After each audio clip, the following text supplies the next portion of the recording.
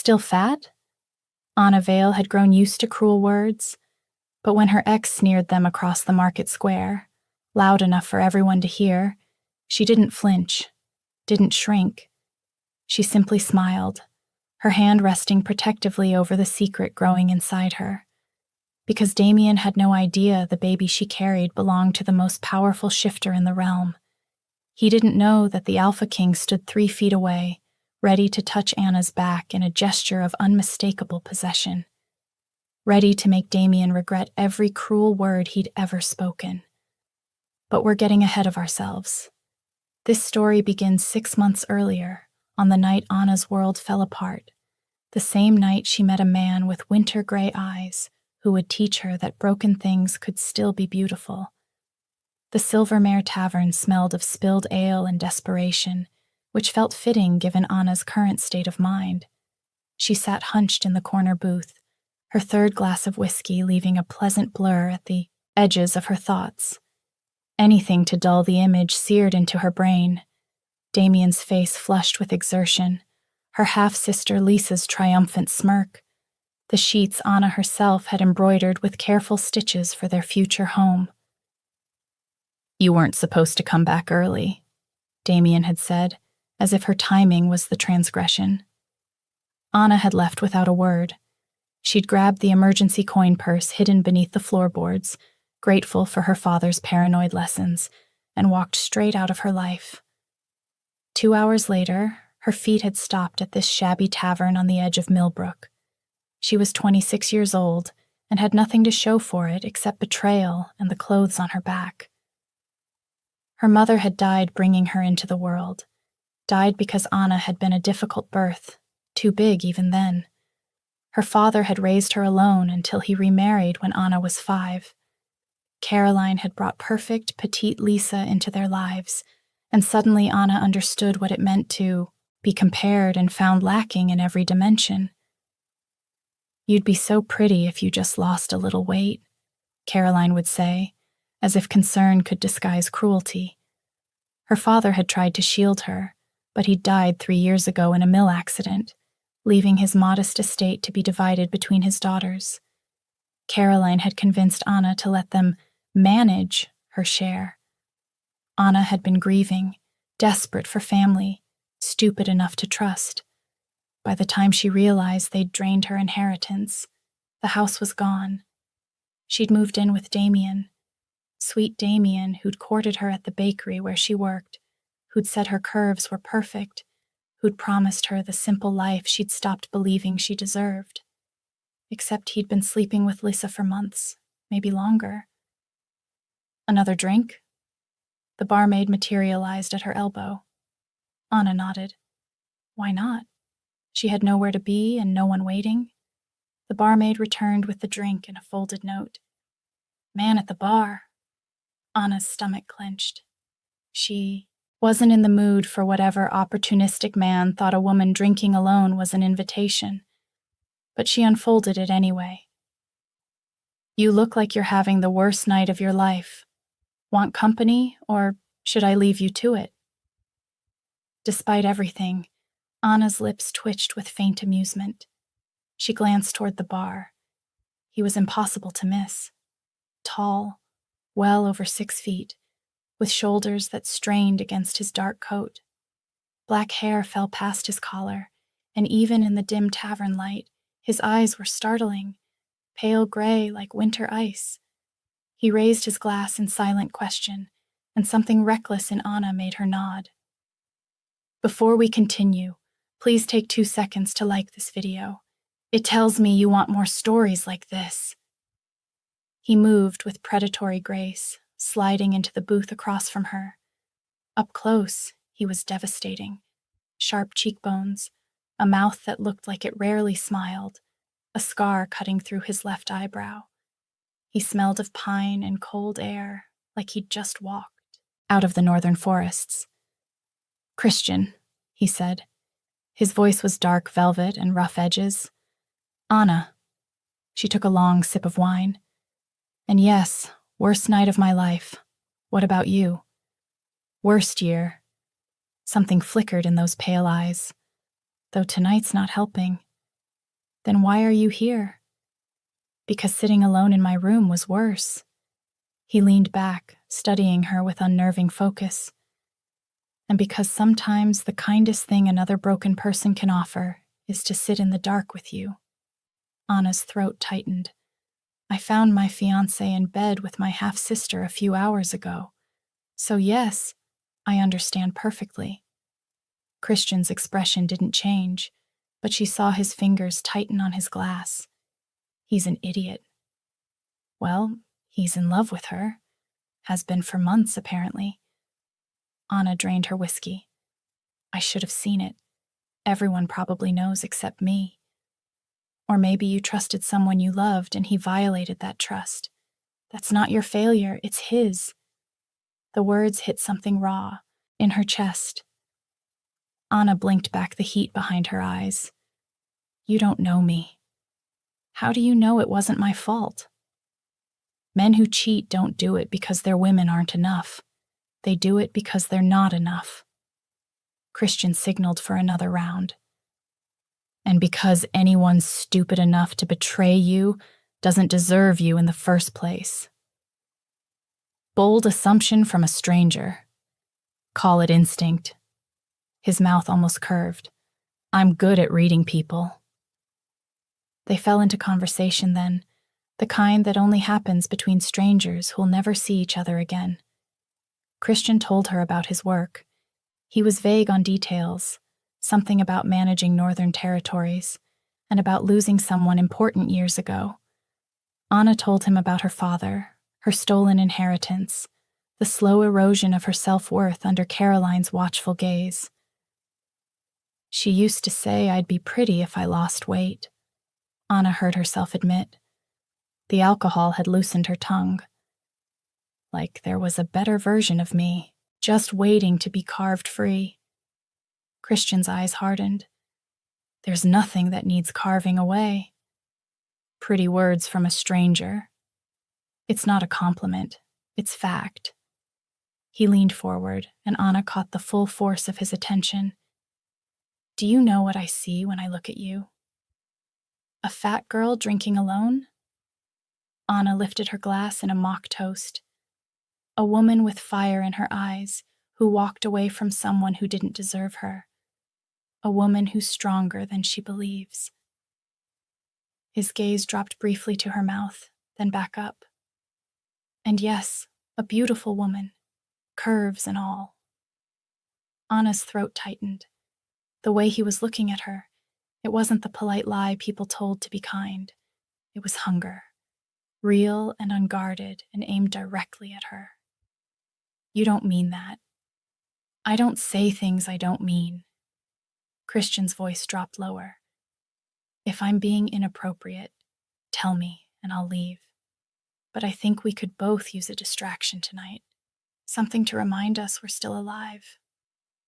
On any other night, Anna would have walked away, but she was so tired of being careful, of believing she didn't deserve good things. My room's upstairs, she said. Number 7. Christian's eyes flared with something that made her stomach flip. Give me 10 minutes. I'll settle our tab. Anna paced her small rented room, heart hammering. What was she doing? She didn't know this man, didn't do things like this. But maybe that was the problem. Maybe she'd spent so long being good that she'd forgotten how to want something just for herself. The knock came exactly 10 minutes later. Christian filled the doorway, and suddenly the room felt too small. He stepped inside, closing the door with deliberate care, and Anna saw the question in his eyes. Last chance to change your mind, he said. Anna answered by reaching for him. The first kiss was tentative, testing. The second was fire. Christian's hands framed her face with surprising gentleness, and when she pressed closer, she felt him shudder. He walked, her backward until her knees hit the bed, and they fell together in a tangle of urgent hands and shed clothing. Wait. Christian pulled back, breathing hard. His shirt was half unbuttoned, revealing a chest marked with old scars. I need you to know I'm not good at gentle. Then don't be gentle. Something fierce flashed in his eyes. Anna, I spent my whole life being treated like I might break. I won't. She pulled him back down. What followed was raw and consuming. Christian touched her like he was starving, like her curves were something to be worshipped rather than hidden. He mapped every inch of her with his hands and mouth, murmuring words in a language she didn't recognize. And when he finally entered, Anna felt something crack open in her chest. This wasn't just physical. This was two broken people finding solace in each other, even if just for one night. Afterward, they lay tangled in sheets, Christian's fingers tracing lazy patterns on her hip. "Tell me what you're thinking about," he said quietly. "I haven't felt beautiful in years. Maybe ever." Anna's throat tightened. "Until tonight." Christian turned her to face him, his expression fierce. "Then everyone who made you feel otherwise was blind." "I think you're blind," Anna whispered. He kissed her forehead, her eyelids, her mouth. "Stay with me tonight. Don't disappear." "I won't," Anna promised. She fell asleep in his arms, feeling safer than she had in months. Anna woke to early morning light and an empty bed. Her heart lurched. Of course he'd left. That's what men like him did. They took what they wanted and vanished. She'd been a fool to think. Then she saw it. Christian's coat draped over the chair, his boots by the door. Relief flooded through her, followed quickly by embarrassment. She was being ridiculous, clingy, exactly the kind of desperate woman she'd promised herself she'd never become. She needed to leave. Now, before he came back and saw the pathetic hope in her eyes.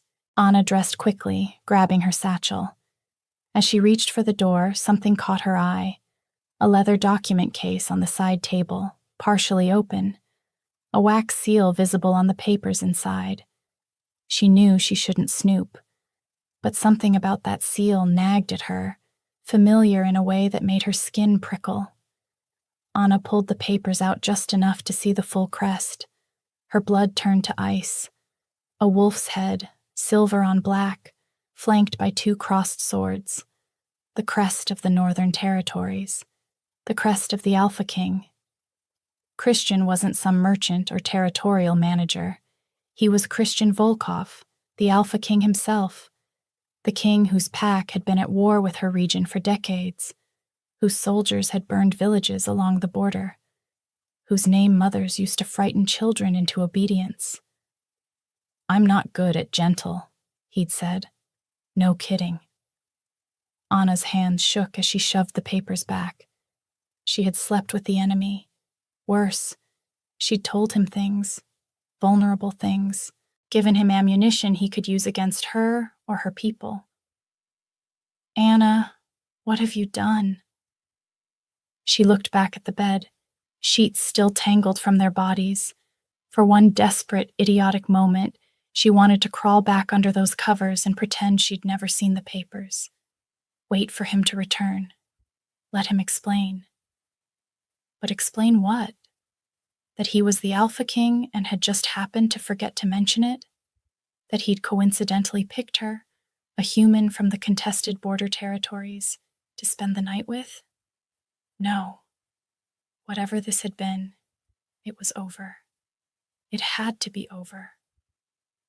Anna's throat burned as she grabbed her belongings with shaking hands. She wanted to leave a note. Her fingers hovered over a paper on the desk, and for a heartbeat she let herself imagine writing the truth. But that was fantasy. Dangerous, foolish fantasy. Instead, she fled like the coward she was, leaving nothing behind but rumpled sheets and the ghost of her scent. She didn't look back as she slipped out the door, even though every step away from the room felt like tearing something vital from her chest. 6 weeks later, Anna stood in a healer's cottage in the village of Ashford, 2 territories away from Millbrook, staring at the woman across from her in numb disbelief. "You're certain?" Anna's voice came out strangled. The healer, a kind-faced woman named Marta, nodded sympathetically. About 8 weeks along, I'd say. The herbs will help with the morning sickness. She paused, her experienced eyes taking in Anna's pale face. Though I must say, dear, I've never seen readings quite like this. The life force is unusual, stronger than typical. Anna's hands trembled as she accepted the small pouch of herbs. What do you mean? Marta's brow furrowed. I'm not entirely sure. Perhaps the father has strong bloodlines. When Anna didn't respond, she added gently, Is he in the picture, dear? No, he's not. Her words came out hollow. Anna walked out in a daze, Marta's words echoing in her mind. Stronger than typical. Of course it was. The baby was half shifter, half Alpha King. She pressed a hand to her mouth. She'd heard stories, whispered warnings about human women who caught the eye of shifter men. But a hybrid child? Most tales said it was impossible, that the bloodlines were too different, that nature itself prevented such combinations. Those few rumors that claimed otherwise spoke of dangerous pregnancies, of women who didn't survive, of children born with complications. Anna stumbled to a bench outside the healer's cottage, her legs suddenly unable to hold her. Pregnant. She was pregnant with the Alpha King's child, a child that shouldn't even be possible. She had no money beyond what she'd scraped together from her new job at the village bakery. No real home to speak of. And now a baby on the way. A baby who was half shifter royalty, who might not even survive to be born. Her hand moved instinctively to her still flat stomach, protective despite the terror coursing through her. Just you and me, she whispered, her voice cracking. We'll figure it out, I promise. But how? The thought was a scream in her mind. How would she hide this? The moment the baby showed signs of shifting, if it could shift, everyone would know what it was, what she'd done. Sleeping with shifter royalty, bearing forbidden offspring. She thought of Christian's hands spanning her waist, his voice rough with want, the way his eyes had darkened when he looked at her. Did he even remember her name? He doesn't remember me, she said aloud, testing the words. They sat bitter on her tongue. She was just another woman in what was surely a long line of them. Alpha Kings didn't pine for human strays. She had no way of knowing that at that exact moment, Christian had already torn apart 3 territories looking for her. Miles away, Christian stood in the middle of the town square, his patience fraying to nothing. He'd been searching for 6 weeks. 6 weeks of following cold, trails and false leads, of tracking her scent only to lose it at the border where she'd clearly hitched a ride with someone. Please, Your Majesty, the merchant stammered, shrinking back from the Alpha King's barely controlled fury. I only said she looked similar. Dark hair, traveling alone. Where? Christian's voice was lethal. His guard, Marcus, stepped forward, placing a warning hand on his Alpha's shoulder, but Christian shook him off. Where did you see her? Heading east, toward Ashford, maybe? But that was weeks ago. I can't be certain. Christian was already moving. Chris. Marcus caught his arm, his voice low. You need to sleep. You need to eat. You've been at this every day for... I know how long it's been, Christian snarled, his wolf flashing in his eyes. Several humans in the square gasped and scattered. He forced himself to breathe, to pull the beast back. But she's out there, Marcus. Alone. Because of me. He'd been too much of a coward to go after her, immediately, assuming she just needed some space. By the time he started searching in earnest, she had vanished like smoke, leaving nothing behind but a faint trace of her scent, and a hollow ache in his chest that grew worse with each passing day. His wolf howled for her constantly. Ashford, he said, his jaw set. "We're going to Ashford." Marcus sighed but didn't argue. He'd learned weeks ago that there was no talking Christian down from this. The Alpha King would tear apart every territory in the realm if that's what it took to find her. What neither of them knew was that they were getting closer, that Anna was just one village away, sitting on a bench with her hand pressed to her stomach, believing herself utterly alone. Anna was kneading dough, her apron stretched over a barely visible bump, when the bakery door opened. She didn't look up immediately. "Be with you in a moment." "Anna." The voice froze her mid-motion. That voice, dark and familiar, yet impossible. She turned, slowly, flour dusting her hands, and found Christian standing in the doorway. He looked different than she remembered from that night. Harder. There were shadows under his eyes that hadn't been there before, and his jaw was tight with something that looked like barely leashed emotion. "How did you find me?" Anna's voice came out steadier than she felt. "I've been looking for months." Christian stepped inside, and Anna saw two men flanking him, guards clearly. "You disappeared. I came back to the room and you were gone." "I had to leave, Christian." "Because you found out who I am?" Christian moved closer, and Anna resisted the urge to back away. "The papers. You saw the seal." "Yes." Anna lifted her chin. "Did you think I would stay? You're the Alpha King. Your people and mine have been enemies for decades."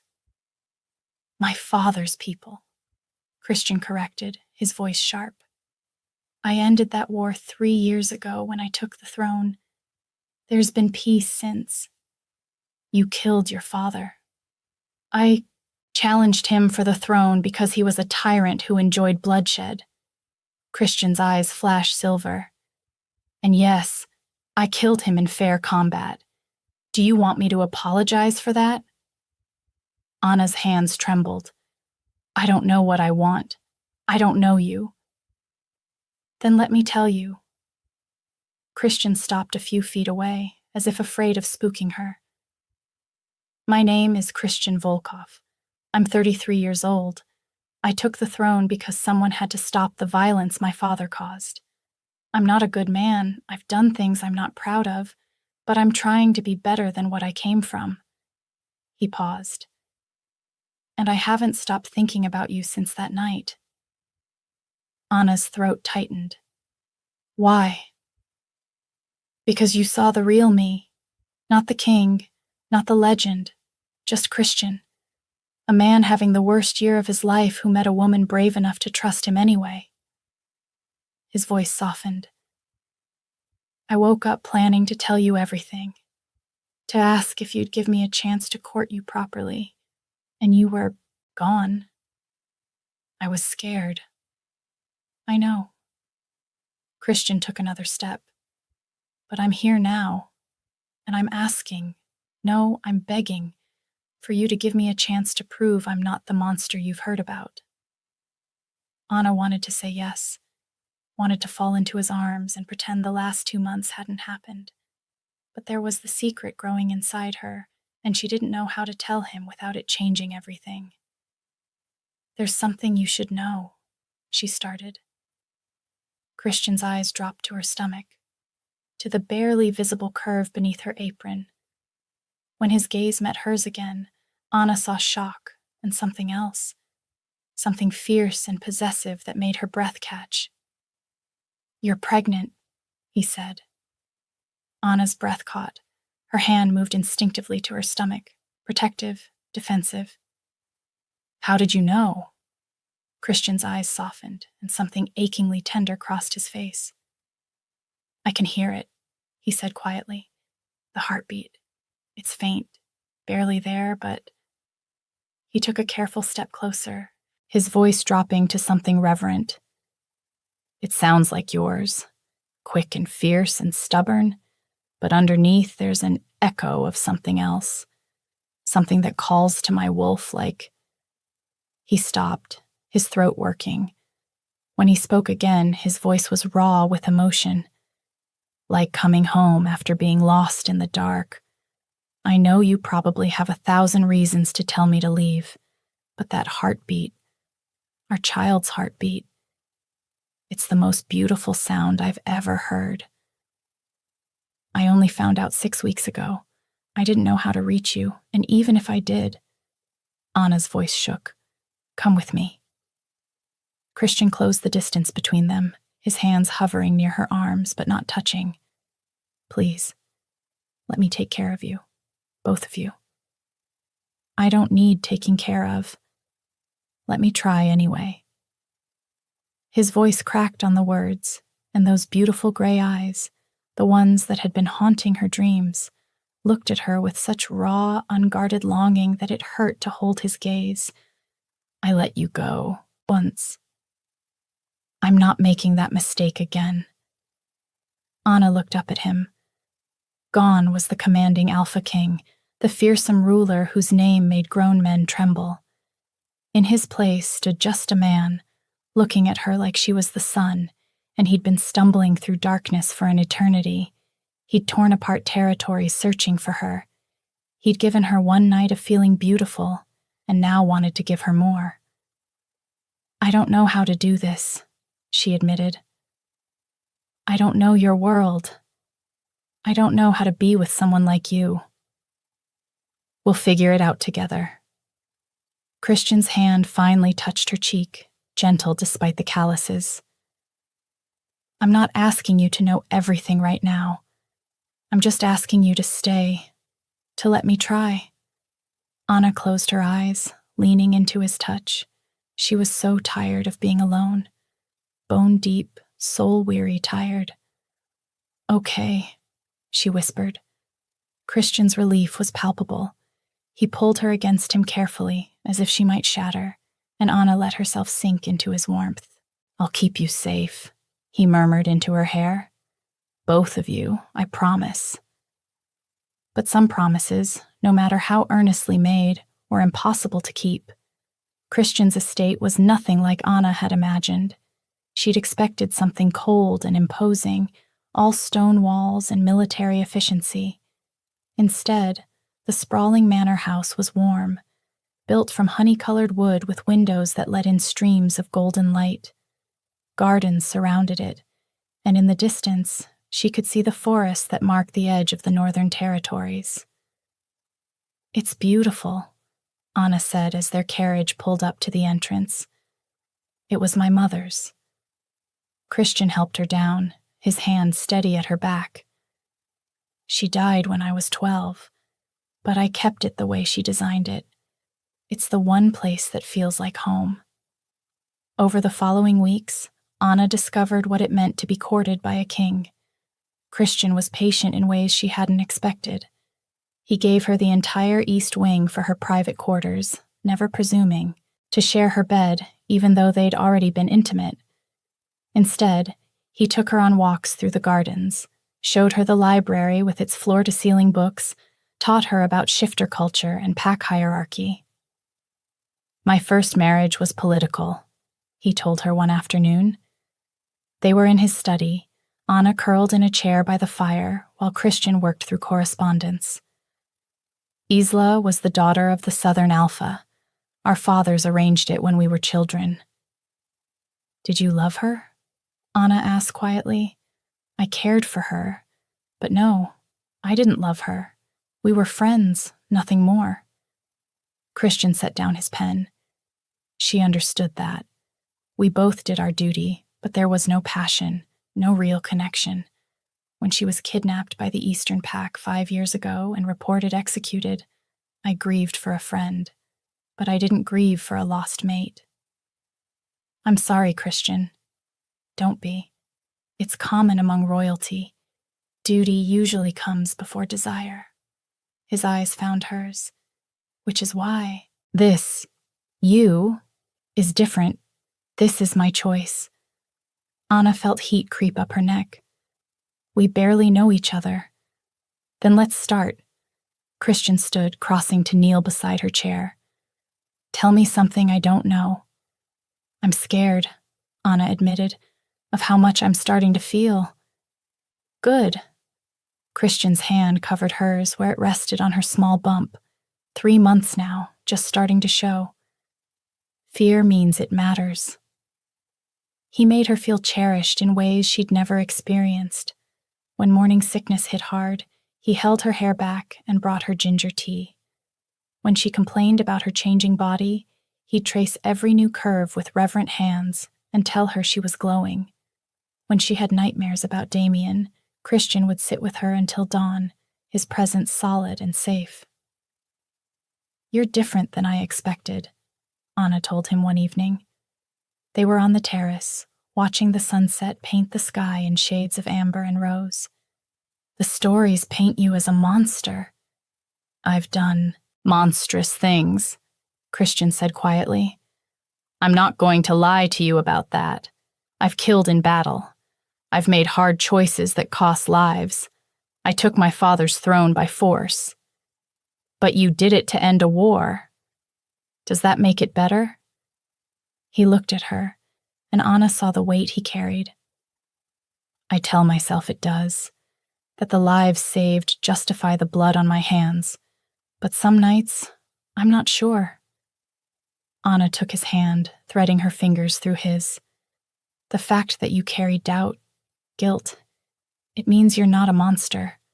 Monsters don't question themselves." Christian brought her hand to his lips. "How did I find you?" "Luck. Being in the right tavern at the right time." His eyes were serious. "You're not luck, Anna. You're the first thing that's felt inevitable in my entire life." As the weeks passed and Anna's belly grew, so did the connection between them. Christian included her in pack business, asked her opinion on territorial disputes, introduced her to his inner circle. His second-in-command, Marcus, watched her with wary respect. His healer, an older woman named Vera, clucked over her like a mother hen. "He's different with you," Vera told Anna during one of her checkups. "Lighter. The king we've had these last 5 years has been all duty and darkness. But with you, he laughs." Anna thought about that as she dressed for dinner one evening, 5 months pregnant now, wearing a gown Christian had commissioned in deep emerald that somehow made her feel beautiful despite her expanding waistline. She studied herself in the mirror and saw what she'd been too afraid to admit. She was falling in love with him. Maybe she'd been falling since that first night, in stolen moments and gentle touches. But standing here, carrying his child, wearing his gifts, living in his home, Anna couldn't deny it anymore. She loved him terribly. The realization terrified and thrilled her in equal measure. Christian knew the moment Anna walked into the dining room that something had shifted. She'd been beautiful before, but tonight she was radiant, all curves and confidence, her dark hair cascading over her shoulders, her brown eyes bright with something that made his chest tight. The gown he'd had made for her fit perfectly, accentuating rather than hiding her pregnant form. "You're staring," Anna said, a small smile playing at her lips as she took her seat beside him. "Can't help it." Christian poured her water. No more whiskey for now. "You look stunning." "I look pregnant, Christian." "You look like everything I didn't know I wanted." Anna's smile widened, and Christian felt something in him settle. These months with her had been a revelation. He'd expected to care for her, to honor his responsibility to her and their child, but he had never expected to fall completely, devastatingly in love. She made him laugh. She challenged him when he got too caught up in duty. She saw past the crown and the title to the man beneath. With her, he wasn't the alpha, king. He was just Christian, and that was enough. He'd been planning this for weeks. Tonight felt right. After dinner, Christian took Anna's hand. "Walk with me?" They strolled through the gardens, the evening air cool and sweet with night-blooming jasmine. Christian led her to a gazebo overlooking the valley, where lanterns cast a warm glow and the stars were just beginning to appear. Anna? Christian turned to face her, taking both her hands in his. These past 3 months have been the happiest of my life. You've given me more than I thought possible, not just a child, but hope. You've reminded me what it means to choose joy instead of just enduring. Anna's eyes were luminous. He brought her hands to his chest. I know we started this backward. I know there are still things we're learning about each other, but I don't want to wait anymore. I want to build a life with you. I want to be your mate, your partner, your choice.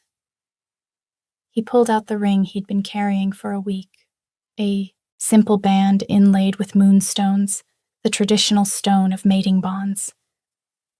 Will you marry me? Not because you're carrying my heir, but because I love you, because I choose you, and I want to keep choosing you every day for the rest of our lives. Anna's eyes filled with tears. You love me? Desperately. Christian's voice was rough. You're everything I didn't know I needed. So yes, Anna, I love you. Do you think you could love me back? I already do, Anna whispered. I just didn't know how to admit it. Christian's relief was staggering. He slid the ring onto her finger and pulled her into a kiss that was tender and claiming all at once. When they finally broke apart, Anna was crying and laughing simultaneously. Is that a yes?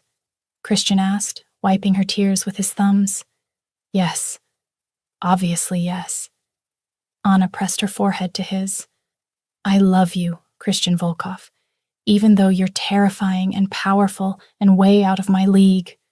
You are my league, he interrupted fiercely. You're everything. They stayed in the gazebo until the stars filled the sky, making plans and promises, and Christian felt the last piece of himself slot into place. He'd found his mate, not through fate or arrangement, but through choice. Christian should have known better than to trust happiness. The message came a week later, delivered by a writer from the Southern Territories. Christian read it in his study, his blood turning to ice with each word. Isla is alive. She was held captive these 5 years, but has been recovered. She's requesting to return home and resume her position as Luna. No, this wasn't possible. Isla had been dead. They'd had witnesses, evidence, a body that had been too burned to identify properly but matched her description. The Eastern Pack had claimed responsibility for her execution, but the letter bore the seal of the Southern Alpha, Isla's father. It included details only the real Isla would know. No, Christian said aloud, even though he was alone. No, no, no. Marcus burst in minutes later, having received his own copy of the message. You've seen it. It's not possible, right? The Southern Alpha wouldn't lie about this. If he says Isla's alive, then where has she been for 5 years? Christian's hand crumpled the parchment.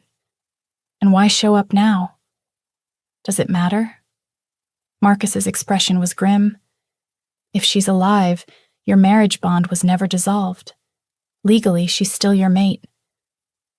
Christian's world tilted. He thought of Anna upstairs, 5 months pregnant, wearing his ring. Anna who'd finally learned to trust him, who'd opened her heart despite every reason not to. I won't do this to her, Christian said through gritted teeth. I'll find a way to dissolve the bond. Isla and I never consummated the mating. You were married for 3 years before her disappearance. Consummation isn't the issue. Marcus rubbed his face. Pack law is clear. If Isla returns and wants to remain your mate, you don't have grounds to refuse unless she releases you. Then I'll convince her to release me. What if she doesn't? Marcus asked quietly. The Southern Pack has wanted stronger ties to the North for decades. Her father might see this as an opportunity. Christian wanted to rage, to shift and tear something apart. Instead, he forced himself to think. When does she arrive? 3 days. Christian had 3 days to figure out how to keep his world from shattering. He told Anna that night. She was in the library, reading a book on shifter pregnancy, one hand absently rubbing her belly. 6 months now, round and prominent. She looked up when he entered, her smile fading at whatever she saw in his face. "What's wrong?" Christian sat beside her, taking her hands. "There's news from the Southern Territories." He watched the color drain from her face as he explained, watched hope crack and reform into brittle determination. When he finished, Anna was silent for a long moment. "So she's alive," Anna finally said. "Your mate. A political arrangement I never wanted, but legally binding." Anna pulled her hands free, cradling her belly protectively. "Christian, if she's alive, I'll fix this." He caught her face, forcing her to meet his eyes. "I will find a way. I love you, Anna. That doesn't change. But you're married to someone else." Anna's voice broke. "Your people will expect you to honor that bond, and I won't. I can't be the other woman. I won't raise our child in the shadow of your legal mate. You're not the other woman. You're my choice. Choice doesn't matter when law says otherwise." Anna stood, both hands on her belly now, protective. "I need to think." She left him sitting in the library, and Christian felt the first real tendrils of panic. He was losing her. Despite everything, despite the love between them, he might actually lose her. Isla arrived 3 days later, escorted by a contingent of Southern Pack guards. Christian met her in the formal receiving room, Anna, conspicuously absent, hiding in their chambers. The woman who entered was familiar but changed, thinner, with new scars on her arms and a hardness in her eyes that hadn't been there before. "Christian?" Isla's voice was steady. "It's been a long time." 5 years. He didn't move to embrace her. "We thought you were dead. The Eastern Pack claimed they'd executed you." "They wanted everyone to think that. They kept me as leverage, insurance against retaliation." Isla moved into the room, her gaze taking in the space. "I survived, barely, and when I finally escaped, I came here." "Why?" The question came out harsher than intended. "Why come back to a marriage you never wanted? We were friends, Isla, but we were never in love." "Because I have nowhere else to go." Isla's composure cracked slightly. "My father wants me to reclaim my position here. He sees it as an opportunity to strengthen the alliance between our packs, and She stopped, pressing her lips together. "I spent 5 years in hell, Christian. I need stability. I need home. This isn't your home anymore." Christian kept his voice gentle but firm. "I'm with someone else now. Someone I love.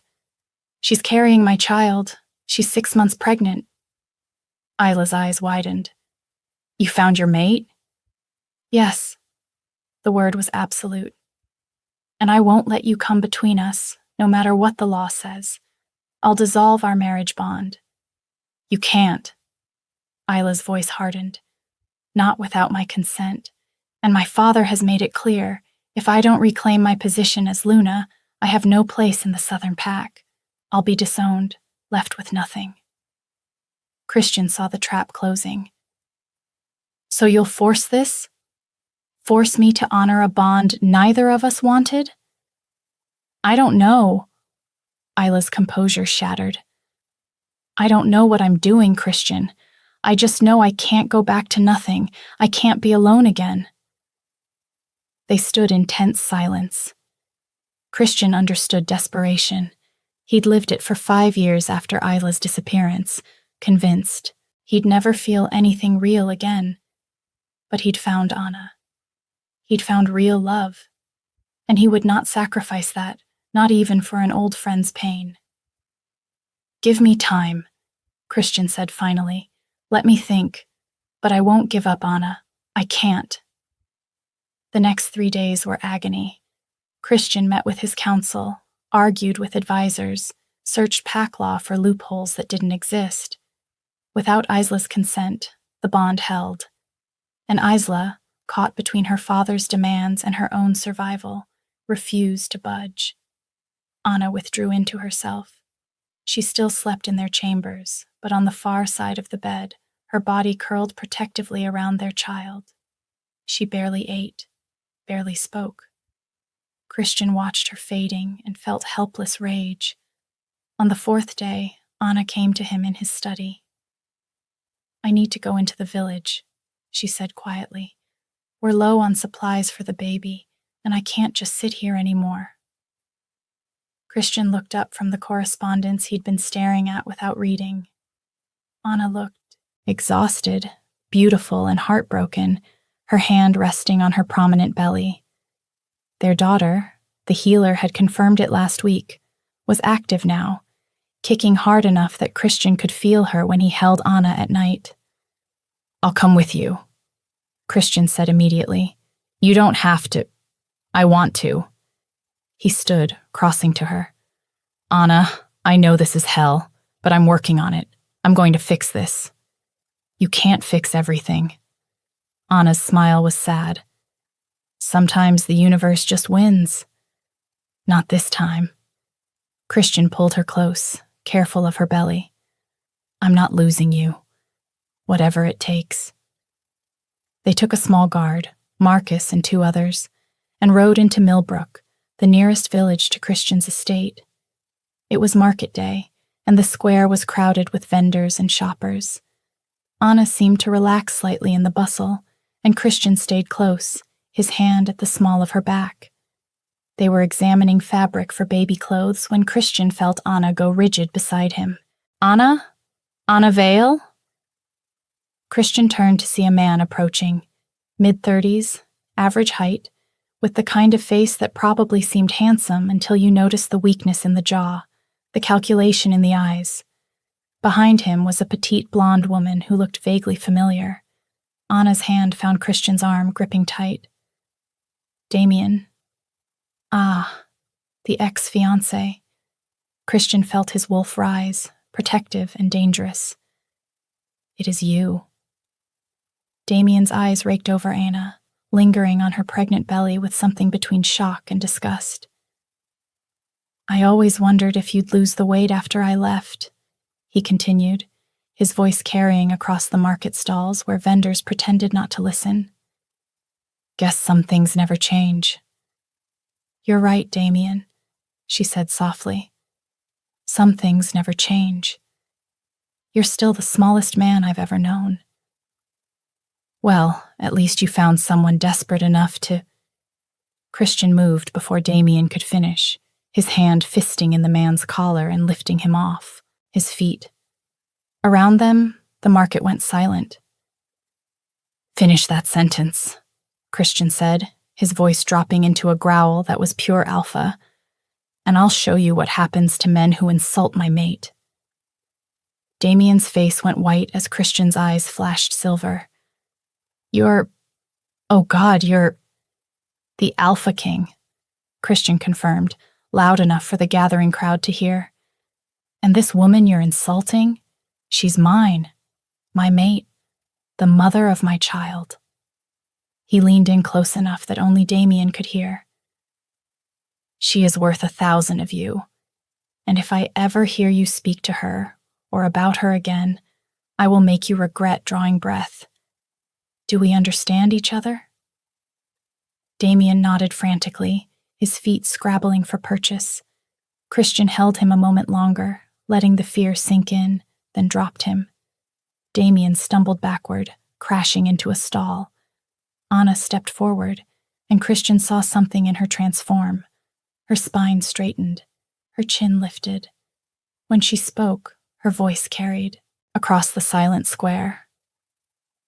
"I spent months thinking I wasn't enough for you," Anna said, her eyes locked on Damien.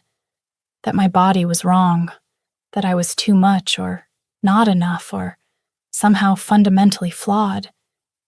You made me believe that. She placed both hands on her belly, protective and proud. But I wasn't the problem, Damien. You were. You were small and cruel and so insecure that you had to tear me down to feel big. Anna, I never— Yes, you did. Anna's voice was quiet steel. Every comment about my weight, every comparison to Lisa, every time you made me feel like I should be grateful you tolerated me. I believed you, and that's on me. But I don't believe you anymore. She turned to Christian, and he saw the woman she'd become, strong, confident, unashamed. She took his hand and placed it on her belly, where their daughter was kicking. I found someone who loves me, Anna continued, her eyes never leaving Christian's. Someone who sees me and doesn't want me to be smaller or different or less. Someone who makes me believe I'm exactly right. Christian brought her hand to his lips, overcome with pride and love. You are exactly right. Anna finally looked back at Damien, who was still on the ground. So, thank you, actually. Thank you for betraying me, because it led me exactly where I needed to be. The market square erupted in whispers. Christian pulled Anna close, one hand splayed protectively over her belly, and addressed the crowd. Let it be known throughout these territories, Christian said, his voice carrying the weight of command. This is Anna Vale, my chosen mate. Any who speak against her speak against me. Any who threaten her will answer to me. His eyes flashed wolf silver. She is Luna of the Northern Pack, and she carries the future heir. She is under my protection, now and always. The crowd murmured assent. Some bowed. Damien looked like he might be sick.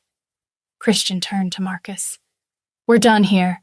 Escort Lady Anna back to the carriage. But Anna shook her head. No, I want to finish shopping. She met his eyes, and he saw the determination there. I'm not running anymore, not from him, not from anyone. Christian's smile was fierce with pride. As you wish, my love. They continued through the market, Anna's head held high, Christian's hand never leaving her back. People cleared a path for them, whispering and staring, but Anna didn't flinch. She selected fabrics and supplies with careful consideration, occasionally pausing to let Christian feel their daughter kick.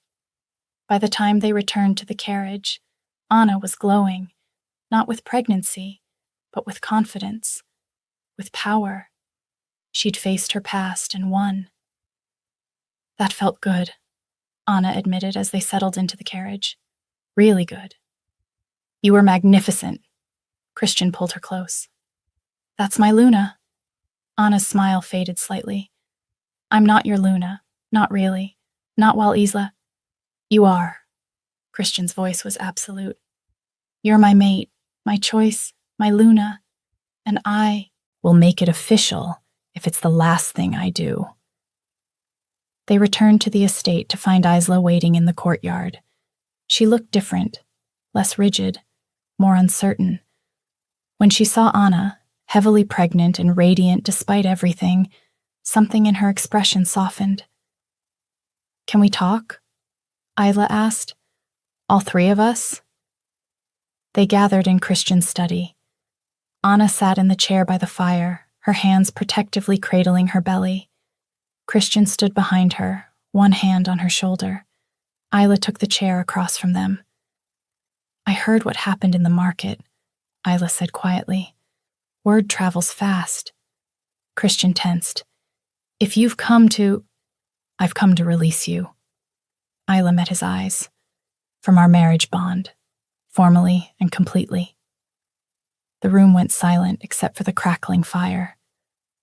What changed? Christian asked carefully. I saw you together, just now, in the courtyard. Isla's smile was sad. The way you look at her, Christian.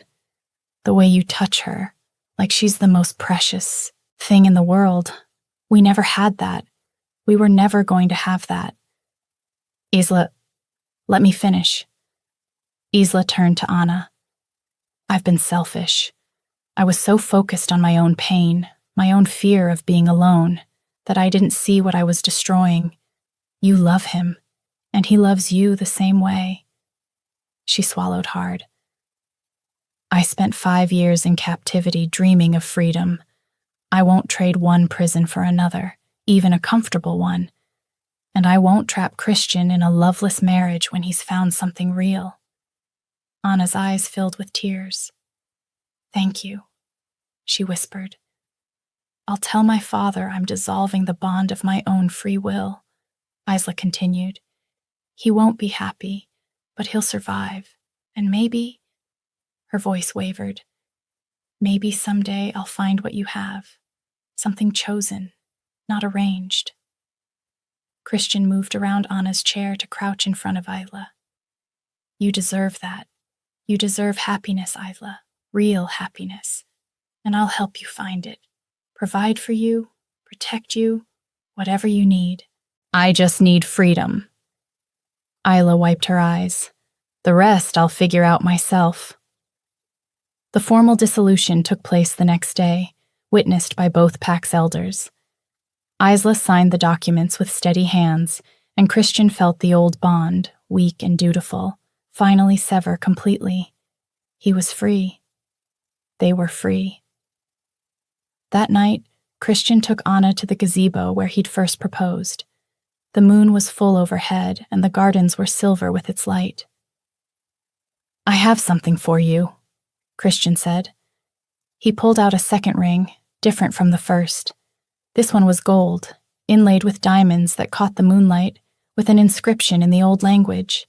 My choice, my heart, my home. The first ring was a proposal, Christian said, sliding it onto her finger beside the moonstone band. This one is a promise. You are my mate, Anna, not by law or duty or arrangement, but by choice. Mine and yours, forever. Anna threw her arms around him, her belly pressed between them, and kissed him, with everything she had. I love you, she gasped against his mouth. I love you so much. I love you more. Christian kissed her again, then knelt to kiss her belly. Both of you. Their daughter kicked against his lips, as if in agreement, and they both laughed. The mating ceremony took place under the next full moon, with the entire pack as witnesses. Anna wore a gown of silver and blue that had been specially made to accommodate her 7-month belly, her dark hair crowned with winter roses. Christian wore traditional leather and furs, every inch the Alpha King, but his eyes were only for her. The pack's spiritual leader, an ancient woman named Celine, bound their hands with silver cord and spoke words in the old language. Anna felt power rise around them, ancient and wild, and when Christian's eyes flashed wolf silver, she gasped at the intensity. Do you accept this bond? Celine asked them both. Do you choose each other, freely and without reservation? I do, Christian said, his voice carrying across the clearing. I choose Anna as my mate, my Luna, the mother of my children. I choose her above duty, above law, above everything else. She is mine, and I am hers. I do, Anna echoed, her voice strong despite her tears. I choose Christian. I choose this life, this love, this family. I choose him, now and always. The bond snapped into place like lightning, a thread connecting them, heart to heart and soul to soul. Anna felt Christian's love pour through it, overwhelming and fierce and absolutely certain, and she sent her own back just as strongly. She felt his wolf recognize her, claim her, and something in her own soul rose to meet it. When they kissed to seal the bond, the pack howled in celebration, and Anna felt more at home than she ever had in her entire life. 5 weeks later, at 8 months pregnant, Anna went into labor. It started in the middle of the night, a sharp pain that woke her from sleep. Christian was alert instantly, the mate bond letting him feel her distress. It's time, Anna gasped as another contraction hit. Christian, it's time. Too early, Christian said, but he was already moving, shouting for Vera and the healers. You're not due for another month. Tell that to your daughter. Anna tried to laugh, but it came out as a groan. She's coming. The labor was fast and brutal. Anna had heard stories of first births taking days, but their daughter was impatient. 6 hours of agony, of Christian holding her hand and whispering encouragement through the mate bond, of Vera coaching her through each push.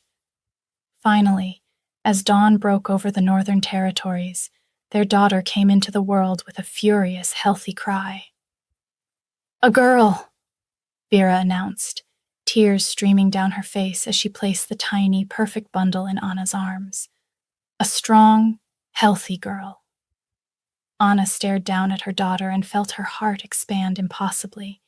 She had Christian's dark hair and Anna's green eyes, and she was absolutely perfect.